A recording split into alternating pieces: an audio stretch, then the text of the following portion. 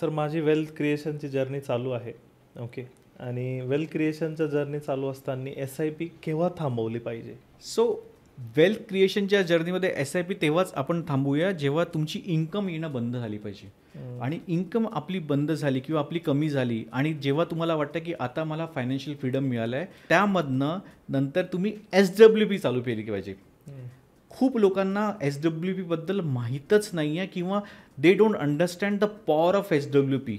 S-W-P ही इतकी मोठी शक्तिशाली गोष्टी आहे. फॉर एक्झाम्पल कोणी रिटायर्ड माणूस, त्यांच्याकडे ग्रॅच्युटी मिळाली किंवा त्यांना पेन्शन मिळालं, ते ग्रॅच्युटी ते पेन्शन एक इमर्जन्सी फंड सोडून बाकी सगळं आपण म्युच्युअल फंडमध्ये टाकलं आणि डे वन म्हणजे पहिल्या महिन्यापासून त्यातून तुम्हाला लागणारा घर खर्च हा तुम्ही वेगळा करा. सो फॉर एक्झाम्पल माझ्याकडे 1 कोटीचं मला मिळालं, तर मी त्यातून 25,000 रुपये महिन्याला प्रत्येक महिन्याला काढत गेलो पैसे आणि 12% पण ते गुंतवणूक चालू राहिली ना, तरी after 10 years, after 15 years, after 20 years तुम्ही मरेपर्यंत तुम्हाला ती इन्कम किंवा ती तुमची वेल्थ ती तशीच्या तशीच राहील. इनफॅक्ट ती वाढत जाईल.